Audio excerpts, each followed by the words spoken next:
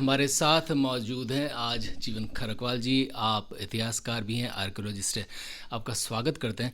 खरकवाल जी, ऐसी जगह हम बैठे हैं जहाँ पर मेटल्स की बहुत बड़ी हिस्ट्री रही है, या यूँ माने कि मेवाड़ पर बहुत इतिहासकार ये कहते हैं जो हमले भी हुए उनके पीछे बहुत बड़ा कारण यहाँ की धातुएं रही, चांदी रही, जिंक रही। और बहुत सारे लोग जिंक का जो भी भारत का दुनिया में स्थान है उसके लिए भी मेवाड़ को क्रेडिट देते हैं। तो मेवाड़ में ये मेटलर्जी, मेटल की खोज, इसके इतिहास के बारे में थोड़ा सा बताएं। नमस्कार। सारे देशवासियों को मैं प्रणाम करता हूँ इस उदयपुर अरावली के इस बहुत सुंदर नगर से। असल में धातु की जब बात करते हैं ना तो राजस्थान अरावली का जो क्षेत्र है ना वो उसको हम पॉली मेटेलिक जोन कह सकते हैं, क्योंकि अरावली में बहुत सारी धातुएं एक साथ एक ही डिपॉजिट में भी मिलती हैं इस वजह से। और अपने दक्षिणी राजस्थान में मेवाड़ में जहाँ हमारे पास एक कांस्य युगीन संस्कृति है जिसको हम आहाड़ संस्कृति करके जानते हैं, जिसकी खोज 1952-53 में हो गई थी। असल में 1939 से 49 में वो साइट मिल गई थी आहाड़ के उदयपुर में, लेकिन उसके फिर रिसर्च के बाद 1961-60-61 में उस आहाड़ संस्कृति को ठीक से पहचाना गया। तब पता चला कि ये लोग पिछले 5-5.5 हज़ार साल से अरावली के क्षेत्र में जो है धातु बना रहे थे, कांसा, तांबा ये बना रहे थे। और उसके बाद धीरे धीरे पता चला कि पूरे राजस्थान में हमारी आहाड़ और संस्कृति की जैसे कांस्य युगीन उत्तरी राजस्थान में भी जो है ऐसे लोग रह रहे थे जिनको हम गणेश्वर संस्कृति के नाम से जानते हैं। ये लोग धातु का पिछले 5-5.5 हज़ार साल से प्रयोग कर रहे थे और ये निरंतर चलता रहा। स्थिति ये है कि हमारी अरावली में जितनी भी जगह धातुएं हैं उनको मधुमक्खी की छत्ते की तरह हमारी पुरानी संस्कृति के लोगों ने जो है ना माइनिंग किया है, और उसका जो अल्टीमेट रिजल्ट हमको मिला, जो 5,000 साल का लंबा अनुभव धातु तकनीक में रहा, वो जस्ते के रूप में सामने आया। जीवन खड़कवाल जी, थोड़ा सा जानना चाहूँगा, ये जो 5,000 साल आप बता रहे हैं, तो ये 3,500 साल पहले जब ये सभ्यता थी उससे भी 5,000 साल पहले का हुआ, या उससे 1,500 साल पहले का? जी नहीं, यदि मैं 5,000 साल जो कह रहा हूँ वो आज से ये ईसा के 2,000 साल ये पकड़ लीजिए, और 2,000 साल ईसा के और पकड़ लीजिए, ईसा से पहले 4,000 हो गया, और 1,000 साल उसमें और जोड़ लीजिए तो ये 5,000 साल कुल मिला के हुआ।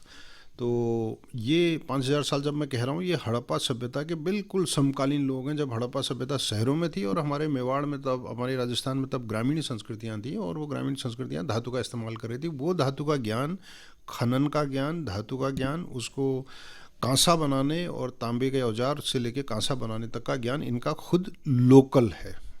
ऐसी भी बातें कही जाती है पुरातत्वविदों द्वारा कि आहड़ संस्कृति का ईरान से भी नज़दीकी रिश्ता रहा, और कुछ लोग ये कहते हैं कि ये जो नदी है ताम्रवती नदी, इसके ज़रिए भी कुछ समुद्र के ज़रिए बाद में कुछ निर्यात आयात हुआ करते थे। बताएं कि ये मेटल्स का आदान प्रदान या धातुओं का निर्यात या आयात, इसके भी कुछ प्रमाण हमें इस इलाके में उस ज़माने में मिलते हैं या नहीं? पक्की बात है। ईरान से तो मैं तुरंत कूदना नहीं चाहूँगा, लेकिन जो हड़प्पा सभ्यता थी जिसके स्थल उत्तर गुजरात में है और उत्तरी राजस्थान में है, और तमाम पूरे गुजरात में, हरियाणा, पंजाब, पाकिस्तान में, और हमारे बहुत बड़े हिस्से में दक्षिण पश्चिम एशिया के हिस्से में हैं, तो उसके समकालीन लोग, तो ये जो अरावली का क्षेत्र है ये इनके लिए धातु का बहुत इम्पोर्टेंट सेंटर था। दक्षिण में जहाँ आहाड़ संस्कृति के लोग धातु का इस्तेमाल कर रहे थे, ये लोग सप्लाई उनको कर रहे थे, और उत्तर में जो गणेश्वर संस्कृति के लोग थे वो उनको धातु सप्लाई कर रहे थे। ये अब खाली कल्पना की बात नहीं है, इसमें अब मेटल का जो एनालिसिस होता है उससे ये बात साबित हो चुकी है कि हड़प्पा संस्कृति के लोग जो धातु इसका इस्तेमाल कर रहे थे वो अरावली से जा रहा था। अरावली उनकी धातु का एक बहुत प्राइम सोर्स था। तो बहुत सारे हड़प्पा संस्कृति के स्थलों के जो धातु के औजार हैं, ख़ास तौर पर कांसा और तांबा, उनका एनालिसिस और अरावली से मिलने वाले खनिज का एनालिसिस सेम है। एक तो बात ये हुई। दूसरी बात, जो आहाड़ संस्कृति है उसका ईरान से सीधे संबंध जोड़ना शायद बहुत जल्दबाजी होगी, हमको ऐसा कोई प्रमाण ऐसा नहीं है। मैं ये कहना ज़रूर चाहूँगा कि जब ईरान में ग्रामीण संस्कृतियाँ कांस्य युग में थी, हमारे पास भी उस समय ग्रामीण संस्कृति अस्तित्व में ऑलरेडी थी, और उनका व्यापारिक संबंध हड़प्पा से था, ये बात तो हम सब जानते हैं, ये बात अब पक्की हो गई है। लेकिन ईरान से कोई संबंध सीधा था, मुझे इसकी जानकारी नहीं है। जीवन जी, हमने थोड़ी सी बातें की हमारे यहाँ पर धातुओं के इतिहास की, लेकिन एक धातु जिसका जिक्र किए बगैर मेवाड़ का जिक्र शायद अधूरा है, वो है जस्ता या जिंक। यशद भी इसे कहा जाता है। थोड़ा सा जिंक के बारे में भी बताएं।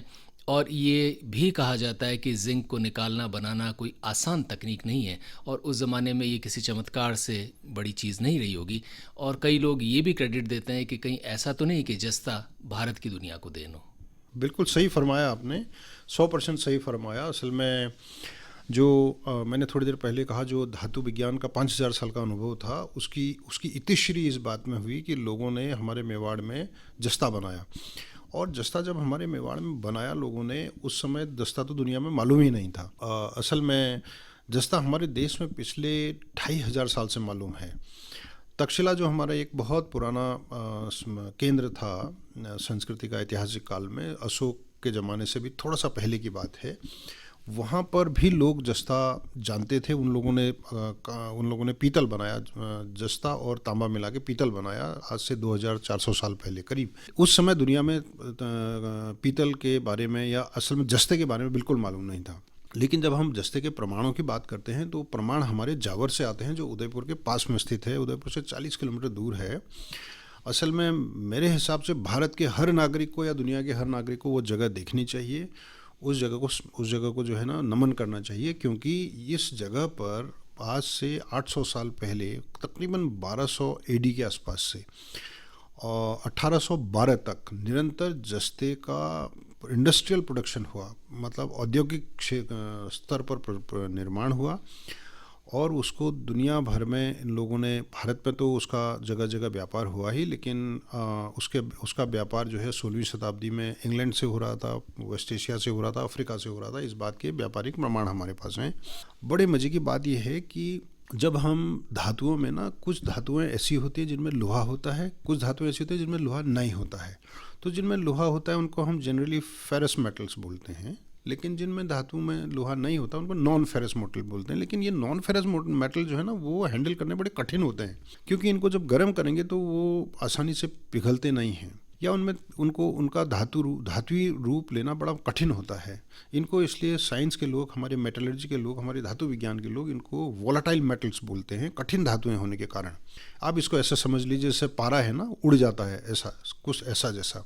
तो बड़े मज़े की बात है, जब यदि आप लोहे को, तांबे को गलाएंगे, तो वो जब गलाएंगे तो ना वो सॉलिड या सेमी लिक्विड फॉर्म में आएगा। लेकिन जब आप जस्ते को गलाएंगे तो वो धुएं में उड़ जाता है। तो इस दुनिया में ऐसा चमत्कार हमारे जावर के लोगों ने, हमारे जिनको हम कहते हैं अनपढ़ हैं, अशिक्षित हैं, गंवार हैं, वो जो हमारे भील जो समुदाय के लोग हैं, उन लोगों ने ऐसा चमत्कार दुनिया को दिया। कम से कम 800 साल पहले की तो डेट पक्की है, लेकिन मुझे 100% भरोसा है कि ये डेट और बहुत पीछे जाएंगी। आज की डेट में जो खोजें हुई हैं उसमें 1200 एडीज के आसपास से, जब महाराणा समर सिंह के आसपास के समय से ये जावर में लोगों ने क्या किया, उस जस्ते को गला के उसको धातुई फॉर्म में लिया। अब किया कैसे, ये बड़ी मज़ेदार कहानी है।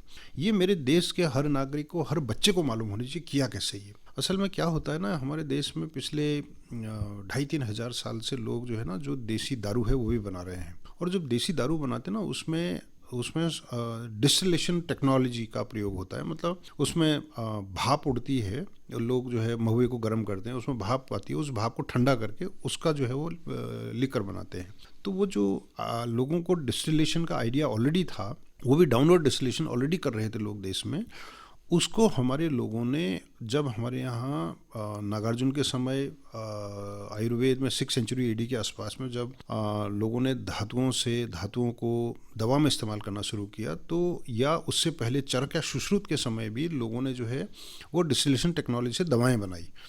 तो वो बाद में 6th सेंचुरी एडी के बाद जो है वो जस्ते में उसको ट्रांसफ़र किया लोगों ने, उस डिस्टिलेशन टेक्नोलॉजी को जस्ता बनाने के लिए ट्रांसफ़र किया, क्योंकि तब आयुर्वेदिक दवाओं में जस्ता मिलाने लग गए थे लोग। तो उससे ये हुआ कि उन्होंने उसको लेबोरेटरी स्केल पर पहले बनाया और वही लेबोरेटरी स्केल को इंडस्ट्रियल स्केल में जावर में लोगों ने ट्रांसलेट किया। तो ये ऐसा नायाब तरीका था। इसमें क्या किया उन्होंने, जैसे अपने बाज़ार में बैगन मिलता है, अब बैगन की कल्पना कीजिए, लंबा वाला बैगन, उस बैगन का जैसा बॉटल था मिट्टी का, और उसका जहाँ ऊपर मिट्टी के रिटॉर्ट जिसे कहते हैं, जिसको आप रिटॉर्ट कहते हैं हम लोग, उसके ऊपर जो जहाँ वो डंडी होती है, जहाँ उसका ऊपर का हरा हिस्सा जो होता है, उसको आप उसका ढक्कन मान लीजिए। तो बॉटल को अलग, ढक्कन को अलग बनाया, और बॉटल में उन्होंने क्या किया, सबसे पहले माइनिंग की, खनिज, जस्ते का खनिज निकाला। आप खनिज की जब माइनिंग की बात करेंगे तो ये अपने आप में एक अलग कहानी है, उसको मैं अलग से आपको बताऊंगा इसी में। लेकिन आप माइनिंग करने के बाद सबसे पहले उन्होंने खनिज को अलग किया कूट के। उसको अलग करने के बाद उसको आग में गर्म किया, और गर्म इतना किया कि वो उसमें से सल्फाइड निकल गया। जब उन्होंने गर्म किया ना, तो कैसी बदबू आई कि जैसे अंडा जो है ना, वो अंडा, आप अंडे की बदबू आती है उस तरह की। तो वो जो सल्फाइड से उसको अलग किया। फिर उसके बाद जब वो अलग हो गया, फिर उसको जो है ना पत्थर के ओखली में कूटा। उसको कूटने के बाद जब पाउडर जैसा हो गया, उस पाउडर को उन्होंने गोबर में, कच्चे गोबर में मिला के उसके छोटे छोटे बॉल बनाए, और वो बॉल उन्होंने उस बॉटल के अंदर, वो जो बैगन जैसा बॉटल था उसके अंदर भरे। उसके बाद उसका ढक्कन लगाया।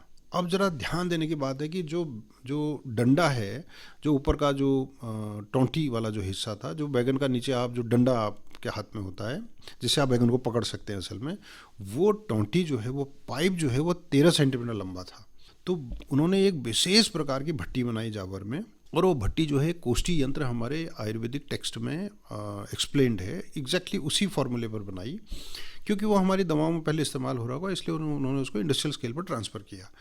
तो एक मिट्टी की मोटी प्लेट बनाई 6 सेंटीमीटर की, उसमें छेद बनाए, और वो छेद जो है उसमें 36 रिटॉर्ट, 36 मूसे, जिसको हम बैगन जैसे मूसे, या बॉटल जो है उसको रिटॉर्ट जिसको हम कह रहा हूँ, उसको आप हिंदी में मूसा भी बोल सकते हैं, 36 मूसे एक साथ उसमें डाले, जिनकी टोंटी उस प्लेट से, जो छेद बनाए उस प्लेट में, उसमें नीचे आ रहे थे।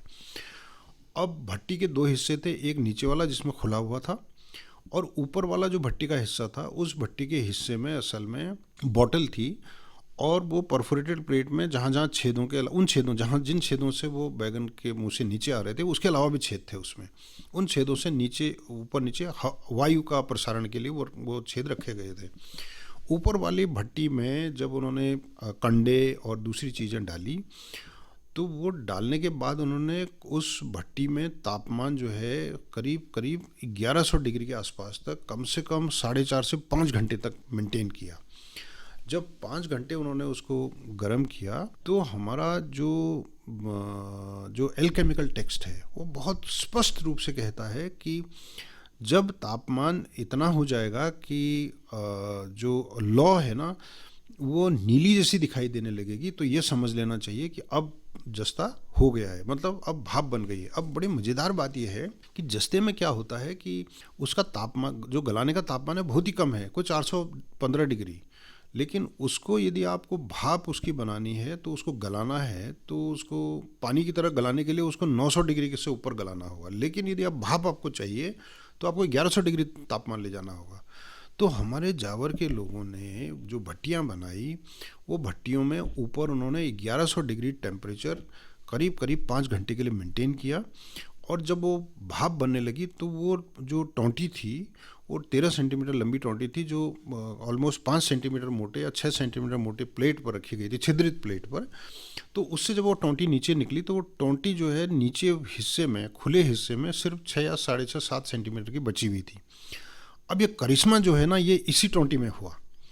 ऊपर तापमान उन्होंने जो है, जब वो बॉटल बनाया, उसमें माल डाला, जिसको हम रिफ्रैक्टरी मटेरियल भी बोलते हैं, चार्ज बोलते हैं। तो उसके बाद आखिरी में उन्होंने क्या किया मालूम है, कि आखिरी में एक लकड़ी की सीख डाली उस बॉटल के अंदर, जो आखिरी लेवल तक गई। तो जब तापमान 1100 डिग्री हो गया, तो वो लकड़ी की सीख जल गई। जलने से कार्बन मोनोऑक्साइड पैदा हुआ, और वो जो उस बॉटल के अंदर जो भी उसमें माल था, उससे धीरे धीरे वेपर बना और वेपर ऊपर लिक्विड फॉर्म में बना और वो नीचे टपका धीरे धीरे, जब तक वो टोंटी पर पहुंचा वहाँ उसकी भाप बन गई। अब वो टोंटी में जब ऊपर की भट्टी के ऊपरी हिस्से से निचले हिस्से में पहुंचा, करिश्मा उधर ही उस 7 सेंटीमीटर में हुआ। वो जो ऊपर से लिक्विड फॉर्म में आ रहा था जस्ता, वो नीचे भाप जो बना, यदि वहाँ तापमान को वो कंट्रोल नहीं कर पाते तो कभी नहीं हो पाता। हुआ ये, यही हमारे देश के लोगों ने गजब कर दिया, हमारे जावर के भीलों ने। ऊपर की भट्टी में तापमान 1100 डिग्री है, प्लेट के नीचे टोंटी में जैसे ही भाप नीचे आई उसका तापमान 400 डिग्री के नीचे आ गया। तो 1100 से वो जो 400 डिग्री से नीचे टेम्परेचर को लेके उस भाप को उन्होंने ठंडा किया और ठंडा करके जस्ते को पाउडर के फॉर्म में लिया, तो सफ़ेद पाउडर मिला होगा। तो ये करिश्मा जो जावर में लोगों ने किया, ये दुनिया में कोई नहीं कर पाया। और हमारे देश के लोग 1200 एडी के आसपास से तो इसको पक्का कर रहे थे, और पहले से भी किया होगा, क्योंकि हमको पक्का भरोसा है कि हमारे वहाँ जावर में और पुराना इतिहास दबा हुआ है। लेकिन 1200 से ये पक्का प्रमाण है। जिन लोगों ने सन 82 में हमारे हिंदुस्तान जिंक के उस समय जो निदेशक थे, पालीवाल साहब, गुर्जर साहब, ब्रिटिश म्यूजियम लंदन के जो साइंटिस्ट यहाँ पर पॉल कडॉक आए, विलियन विलीज आए, बड़ौदा विश्वविद्यालय के लोग यहाँ पर आए, सुनामाने, अजीत प्रसाद, कृष्णन, भान आदि जो दूसरे लोग थे, ये लोग, इन सब लोगों ने जो मिलके वहाँ पर उस समय जावर में काम किया, वो उन्होंने कैलकुलेट किया कि 1400 से जब लाखा का समय ख़त्म हो गया था, महाराणा लाखा से लेके 1812 तक, इस 400 साल में ही तकरीबन जो जस्ते का कचड़ा है, जो जस्ता बनाया, उसका कचड़ा जो है 600 मिलियन टन के बराबर है। और यदि उसको टाइम को यदि हम बढ़ाएं 1200 एडी से पकड़ेंगे, तो वो उन्होंने कहा कि तकरीबन 32,000 टन जिंक बना इतने समय में, सिर्फ 400 साल में। तो यदि समय को यदि हम वाइडन करेंगे 1200 एडी से अर्ली 19th सेंचुरी तक पकड़ेंगे, तो ये तो डबल हो जाने वाला है।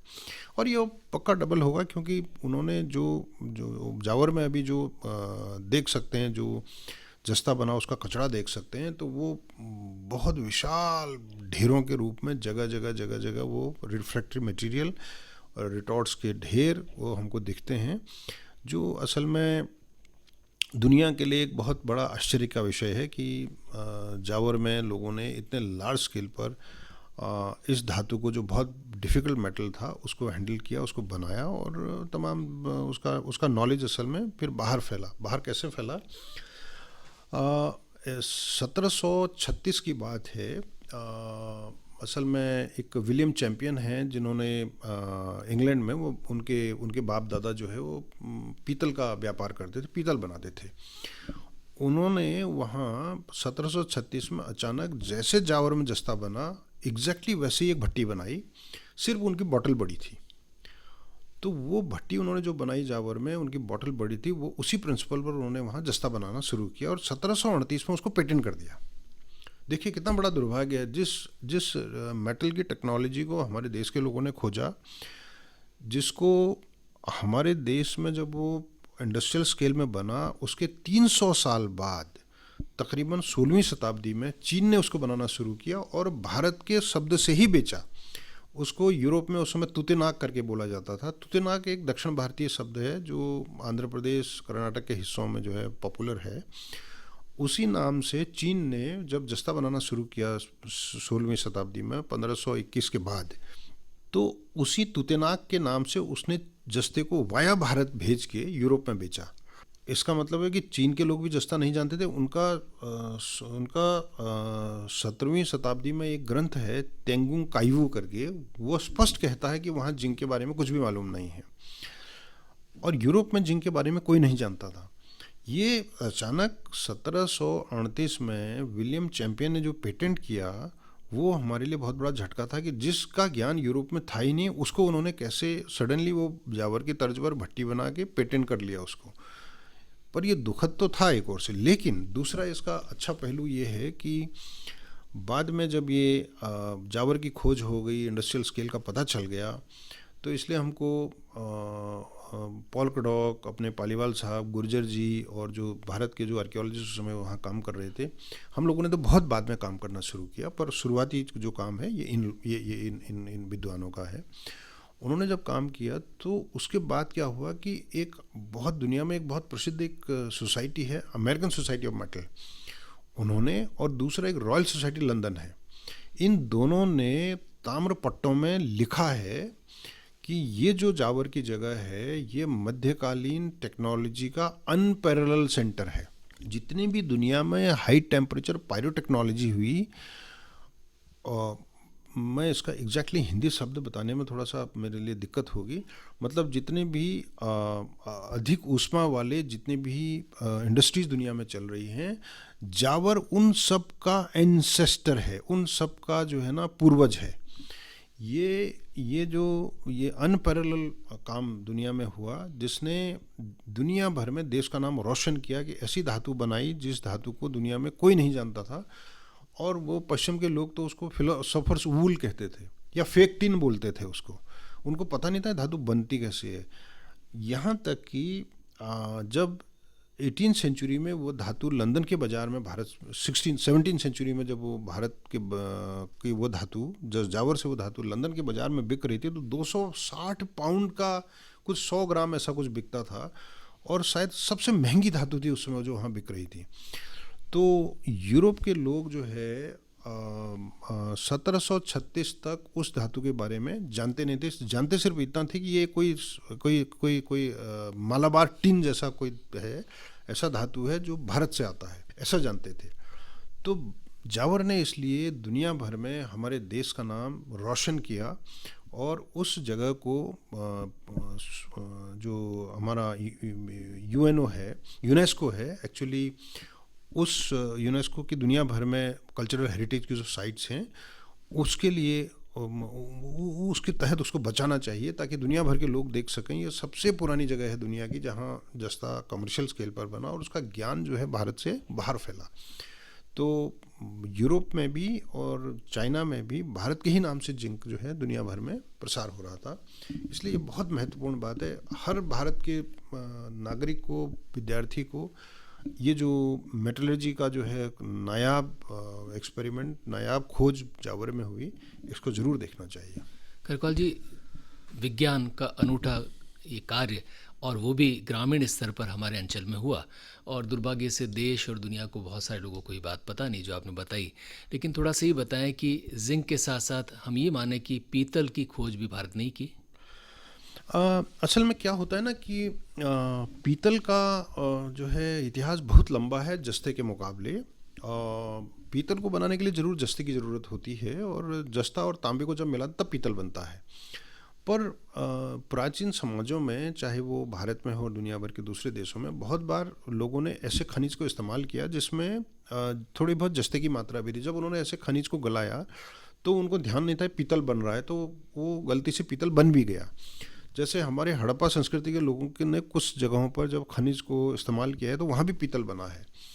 पर यदि पीतल के इतिहास को देखेंगे तो वो पीतल का इतिहास दुनिया भर में कांस्य के आसपास में शुरू ज़रूर होता है, लेकिन जो बहुत पॉपुलर पीतल है जिसके बारे में जानते हैं कि हाँ ये पक्का 100% बहुत पॉपुलर पीतल बनाया, वो चीन में भी शुरू होता है, पर लेकिन इतना पुराना नहीं है। पर वो जो रोमन ब्रास है, रोम का जो ब्रास है, वो 3rd-4th सेंचुरी BC में वो लोग ब्रास बनाना पीतल बनाना ठीक से जानते थे, और इसी समय हमारे देश के लोग भी ब्रास बना रहे थे, पीतल बना रहे थे, पक्की बात है। तो पीतल का ज्ञान जो है रोम से भारत आया या भारत से चाइना गया, ऐसा कुछ नहीं है। पीतल हर जगह दुनिया में अलग अलग खुद लोगों ने बनाया, और वो इंटेंशनल अनइंटेंशनल, मतलब उन्होंने जब उनको समझ में आ गया कि इस धातु में कोई इस खनिज में, कोई ख़ास खनिज में ऐसी चीज़ है जिससे बहुत सोने जैसी धातु बन रही है, तो उन्होंने उसको जब गलाना शुरू किया तो इंटेंशनल पीतल बना। लेकिन जब तांबे में उन्होंने जस्ते को मिलाना शुरू किया तो वो जो है एक नया अध्याय था। वो नया अध्याय की शुरुआत भारत में अशोक के शासन से थोड़ा सा पहले हो जाती है, जब तक्षशिला में रोम के लोग आए। उससे पहले वहाँ पर एक गांव था, उस गांव में लोगों ने पीतल बनाया था। वहाँ पीतल के जो है ना उस पीतल में जो जस्ता है वो 33% है या 33% से ज़्यादा है। जब जब जब पीतल में जस्ता जो है 33% से ज़्यादा होता है तो पक्की बात है कि एक्सीडेंटल नहीं है। नहीं, वो पक्का उन्होंने धातु को जस्ते को तांबे में मिलाया है, तभी ये जो है पॉसिबल है। 33% से कम में जो है वो एक ही खनिज जिसमें जस्ते की मात्रा हो उसको आप गला के प्राप्त कर सकते हैं। प्रोफेसर खरकवाल, अब थोड़ा सा आते हैं चांदी पर। दरअसल ऐसा माना जाता है, और ख़ास तौर पर जब महाराणा प्रताप का जिक्र आता है या मुगलों का जिक्र आता है तो ये तर्क दिया जाता है कि मेवाड़ पर आक्रमण की एक बहुत बड़ी वजह ये भी थी कि यहाँ धातुएँ थी जिसमें चांदी भी शामिल है, और अभी भी ऐसा माना जाता है कि चांदी यहाँ निकलती है। तो थोड़ा सा बताएं कि हमारे यहाँ पर चांदी का इतिहास थोड़ा बहुत मेवाड़ में और भारत में कितना पुराना है। जी, चांदी यदि आप भारत में देखेंगे तो पक्की बात है कि जब हड़प्पा सभ्यता के लोग भारत में थे आज से 4,500-5,000 साल पहले, तो पक्की बात है कि वो लोग चांदी का इस्तेमाल कर रहे थे। लेकिन थोड़ी सी दिक्कत ये है कि मेवाड़ में या पूरे राजस्थान में जो जहाँ चांदी की खानें हैं, असल में जो हमारा भीलवाड़ा, अगूछा, जावर, दरीबा, अजमेर, यही पॉकेट्स हैं जहाँ चांदी है। और बहुत लार्ज स्केल में चांदी है, छोटी मोटी चांदी नहीं है। वैसे तो चांदी सेंट्रल इंडिया में भी और देश में बहुत सारे पॉकेट्स चांदी की हैं, पर जहाँ पुरानी खनिज खदानें जहाँ हैं वो ये एरिया है अजमेर। असल में जब थोड़ा सा अरावली को देखेंगे ना, अरावली का जो उत्तरी क्षेत्र है जिसमें सीकर, झुंझुनू का हिस्सा है, उस हिस्से में तांबा बहुत ज़्यादा है। जब हम मध्य अरावली में आते हैं अजमेर के आसपास में, तो वहाँ खूब सारा लेड है जिसमें चांदी होती है पक्का। फिर आप वो उसके आसपास में जो भीलवाड़ा का हिस्सा है, इवन दरीबा का जो हिस्सा है, इस सब में खूब सारी चांदी है। फिर जब हम थोड़ा सा और दक्षिण में आते हैं उदयपुर के आसपास के हिस्से में, यहाँ चांदी भी है, यहाँ जस्ता भी है। और जब हम अंबाजी तक जाते हैं उत्तर गुजरात में, अरावली के उस पार्ट में, तो वहाँ जस्ता भी है और वहाँ भी लेड ज़रूर मिलता है, लेकिन क्वांटिटी लेड की कम है या चांदी की कम है। चांदी के भारत में इतिहास को देखेंगे तो पक्का 5,000 साल पुराना है, लेकिन वो 5,000 साल पहले चांदी भारत में कहाँ से निकल के आ रही थी इसके बारे में पक्की जानकारी नहीं है। चांदी का जो स्रोत है वो मध्य एशिया में बहुत प्रमुख था उस समय, लेकिन मध्य एशिया से भारत में चांदी आ रही थी ये बात कोई नहीं जानता। अब रही बात जो चांदी हमारे देश में ऐतिहासिक काल में निकल रही थी, उसके बारे में बहुत बहुत इंटरेस्टिंग जानकारी ये है कि जिस समय कौटिल्य हमारे देश में था, मौर्य साम्राज्य का जो बहुत प्रमुख, बहुत ही विश्व प्रसिद्ध मंत्री है, उन्होंने जो अर्थशास्त्र लिखा उस अर्थशास्त्र में बहुत स्पष्ट लिखते हैं कि एक खानों का अध्यक्ष होना चाहिए होगा। उस खानों के अध्यक्ष को, डायरेक्टर ऑफ माइंस जो है, उसको जो मेटल्स हैं उनके प्रॉपर्टीज अच्छे से मालूम होनी चाहिए। उसको ये ठीक से मालूम होना चाहिए कि मेटल को टेस्ट करने के क्या क्या तरीके हैं, मेटल के डिपॉजिट कहाँ कहाँ हैं, कौन सी खदानें घाटे में चल रही हैं, घाटे में चल रही तो उनको लीज आउट करना चाहिए। तो ये सारी टेक्नोलॉजी, माइनिंग, उसका मेटल की प्रॉपर्टी और उसके जो दूसरे एस्पेक्ट हैं वो सब मालूम होने चाहिए। तो यदि उस पैरामीटर को पकड़ेंगे, तो साहित्य के उस पैरामीटर को पकड़ेंगे, तो हमारे जो भीलवाड़ा में जो अगूछा एक माइन है, आपको सुन के ताजुब होगा, पता नहीं मेरे देश के कितने मित्रों को ये मालूम है। अगूछा में मौर्य काल में, मतलब अशोक जब राजा था भारत में, उस दौरान एक 262 मीटर गहरी खदान है। और 262 मीटर जब मैं कह रहा हूँ तो इसका मतलब जो ज़मीन में पानी है उस पानी से भी नीचे, उस वाटर टेबल से भी नीचे जो है खदान, इतनी गहरी खदान बनाई लोगों ने। कैसे बनाई, ये बड़ा रोचक विषय है, ये बहुत नया विषय है खोज का। लेकिन ये मिला कैसे कि हिंदुस्तान जिंक के लोग जब भीलवाड़ा में माइनिंग कर रहे थे तब उनको 260 मीटर नीचे उनको एक गैप मिला, और जब गैप मिला तो उनको पहले समझ में नहीं आया, बाद में उन्होंने दोबारा ड्रिल किया तो उसको वुड निकल के आया, और वो गैप और वुड में जो है उसका जब उन्होंने डेट किया तब पता चला तो मौर्य काल का है। तब पता चला कि मौर्य काल में लोग जो है अगूछा में 260 मीटर नीचे तक माइनिंग कर रहे थे। जावर में जहाँ हमने जस्ते की बात कर रहे थे वहाँ 150 मीटर नीचे तक उन्होंने माइनिंग किया।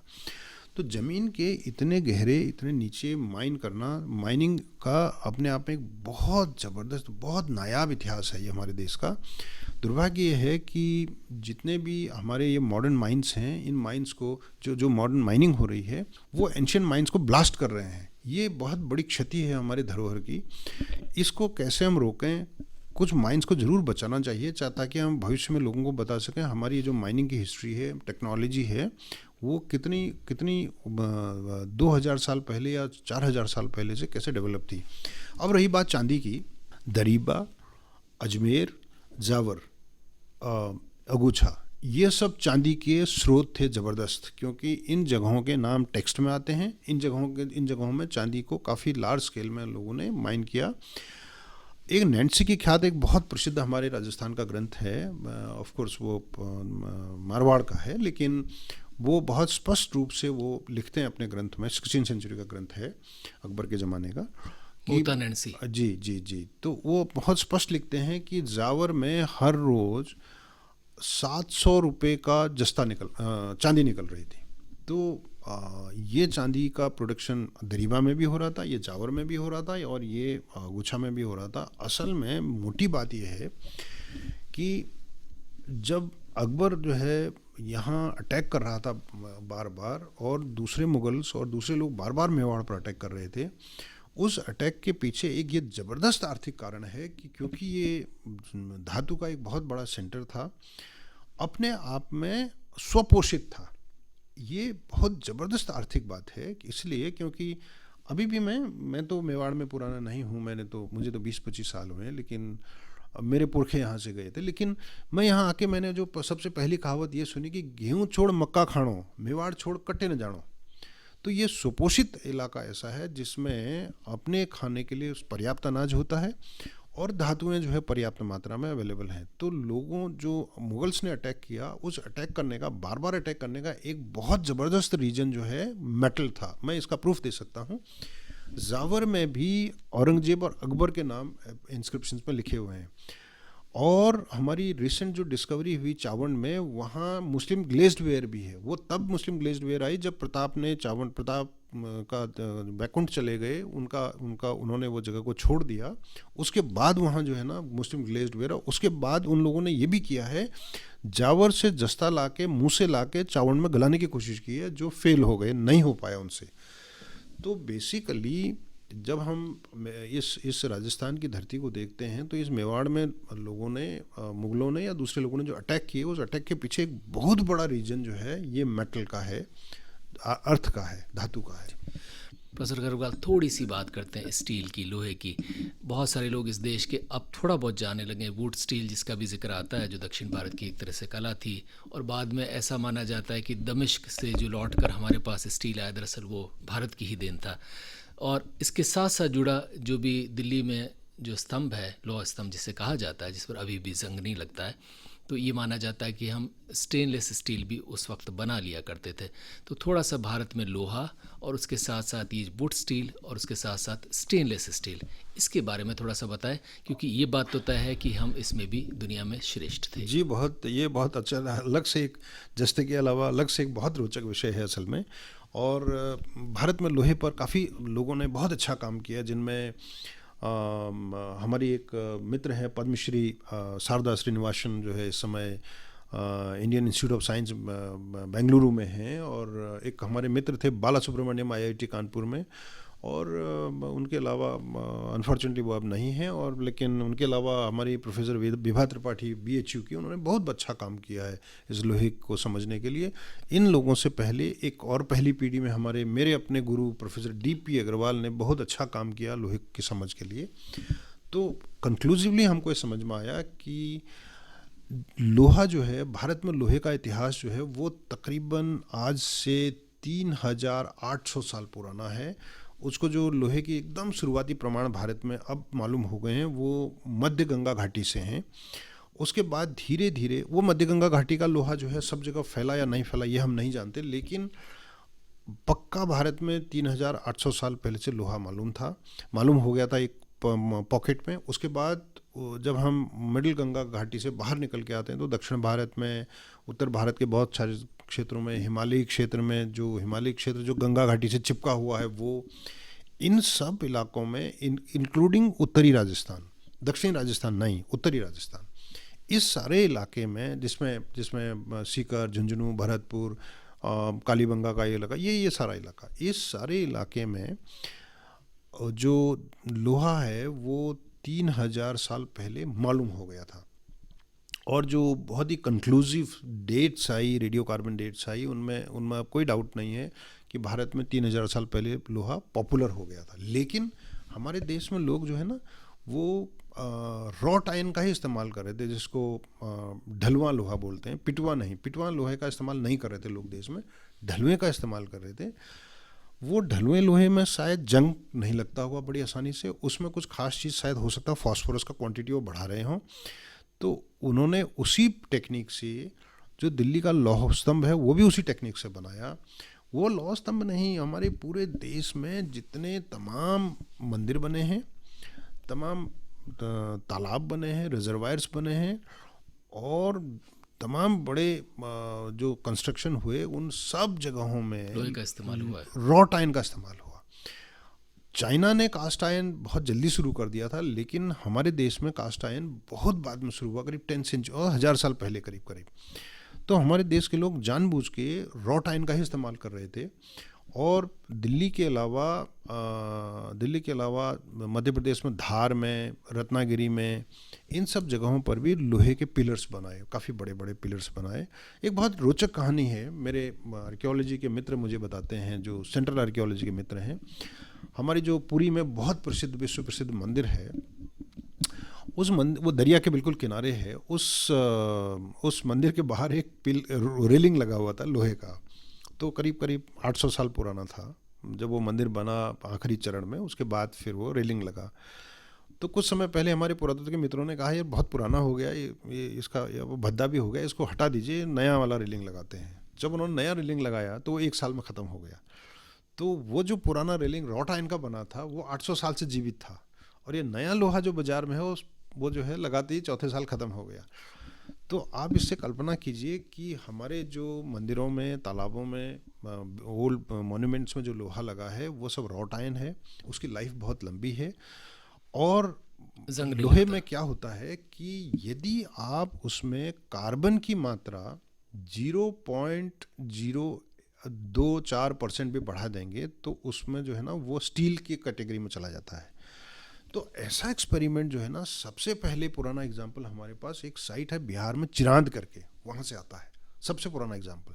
फिर धीरे धीरे धीरे धीरे कंट्री में तमाम जगहों से हमको ये लोहे में कार्बन की मात्रा बढ़ाने का प्रमाण मिलता है।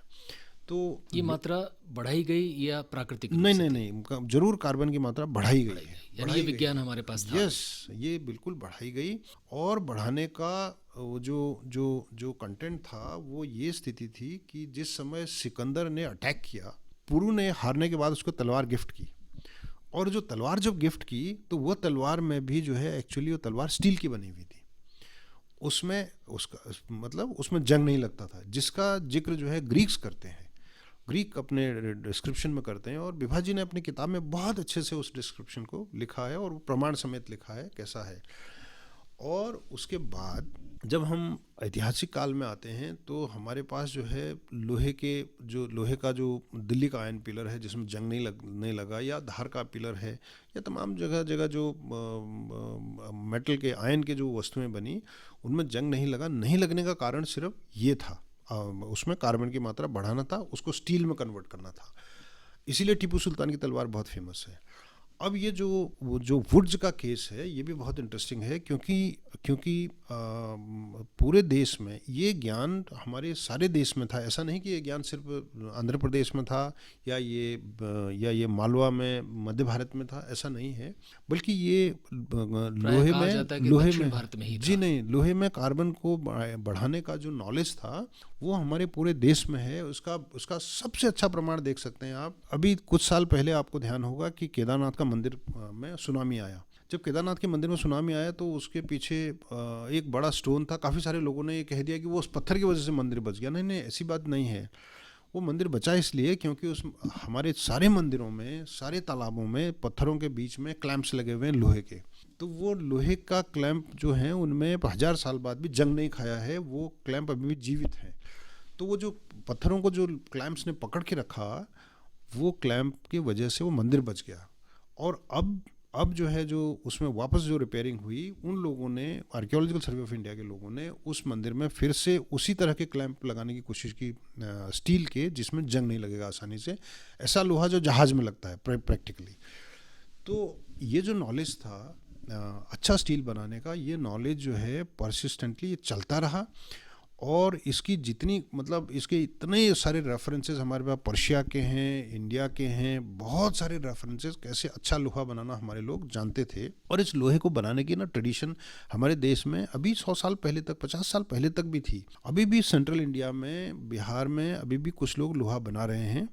और जब मॉडर्न साइंस आया तो उन्होंने कहा कि लोहे को ब्लास्ट फर्नेस के अलावा बनाना मुश्किल है, पर हमारे लोग जो है, जो सामान्य भट्टियों में लोहे को गलाने के लिए तापमान 1400 डिग्री करीब चाहिए, वो हमारे लोगों ने बहुत आसानी से हासिल किया।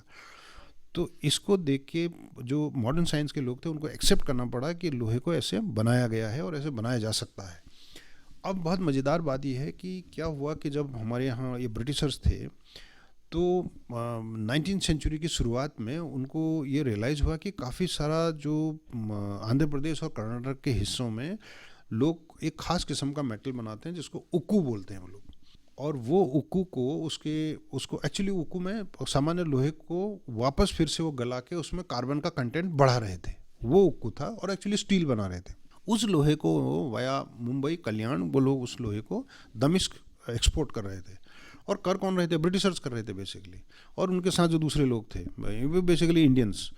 तो वो लोग उसको दमिश्क एक्सपोर्ट कर रहे थे। दमिश्क से वो लोहा पूरे यूरोप में जा रहा था, और उसको यूरोप में दमस्कस स्टील कहते थे। और जब उसके तलवार या ऑब्जेक्ट बनते थे तो उसमें लहरदार पैटर्न आता था, तो उसको लोग दमासीन पैटर्न करके बोलते थे, जबकि वो दमासीन पैटर्न नहीं, एक्चुअली वो इंडियन पैटर्न था जी, वो भारतीय लोहा था।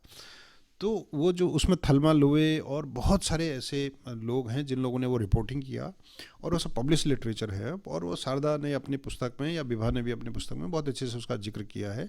यदि उस लोहे को आपके मेवाड़ में, आपके राजस्थान में प्रमाण देखने हों, तो आप जो हमारा मेहरानगढ़ फोर्ट है जोधपुर में, उसमें बहुत सारे औजार रखे हुए हैं, हथियार रखे हुए हैं, वो सब वुड्स के हैं, हुक्कू के हैं। वही नहीं, हमारे जो मटेरियल है हमारे भारत का, ब्रिटेन में स्मोलिन म्यूज़ियम में है, दिल्ली नेशनल म्यूज़ियम में बहुत सारे वुड्स के औजार हैं, और हमारे बहुत सारे मंदिरों में, बहुत सारे तालाबों में जो लोहा लगा है, यदि आप उसको एनालाइज करेंगे तो पक्का उसमें हुक्कू मिलने वाला है हमको। तो ये जो पता हो गया कि ये एक्चुअली लोहा भारत का है, जब दमिश्क का नहीं है, दमिश्क तो भारत से जा रहा है। तो इसलिए कम से कम वो ब्रिटिशर्स को, जिन्होंने वो रिपोर्ट शुरू में किया, वो गजेटियर्स में पब्लिश हुआ, बाद में फिर रिसर्च पेपर्स में आया, अब तो फिर उसके बाद काफ़ी स्टडीज़ हो गई हैं, कुछ एनालिसिस भी हो गए हैं। तो इसलिए ये लोहे में स्टील बनाने का जो ज्ञान है, इसका बहुत ज़बरदस्त कंट्रीब्यूशन भारत की ओर से हुआ, जस्ते की तरह से।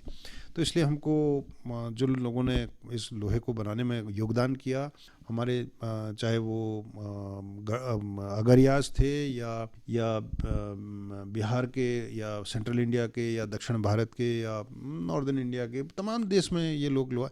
और बहुत मज़ेदार बात है ना, हमारे अपने शहर में, उदयपुर में, मालवीय लोहार रहते हैं। ये मालवीय लोहार जो है ना, वो सिरोही का जो हिस्सा है उसको कहते थे, सिरोही में तलवारें बहुत अच्छी बनती हैं। जब हमने सब सर्वे करना शुरू किया तो पता चला कि सिरोही में जो लोहार हैं वो मालवीय लोहार हैं, वो मालवा से इधर आए, और जब उन्होंने यहाँ काम करना शुरू किया तो लोहा जो है मालवा से मंगाया जा रहा था। तो मालवीय लोहारों के जो सेटलमेंट्स हैं वो मालवा से लेके उदयपुर, डूंगरपुर के आसपास में, और उसके बाद फिर सिरोही में है। और ये इनके जो एंसेस्टर्स हैं वो वुड्स बना रहे थे, क्योंकि वो जो तलवारें बना रहे थे उसमें हाई कार्बन वाले तलवारें बना रहे थे, स्टील बना रहे थे। तो ये उस परंपरा का, उस टेक्नोलॉजी के आखिरी सबूत हैं हमारे पास, जिनके वासिंदे अभी, जिनके वंशज हमारे आसपास में रह रहे हैं। प्रोफेसर खरकवाल, जाते जाते उस धातु की बात कर लें जिसका भारत और दुनिया दीवानी है, सोने की। बताएं कि सोने को लेकर हमारी ये दीवानगी कितनी पुरानी है, और क्या किसी ज़माने में भारत में ही सबसे ज़्यादा या बहुत ज़्यादा सोना पाया जाता था?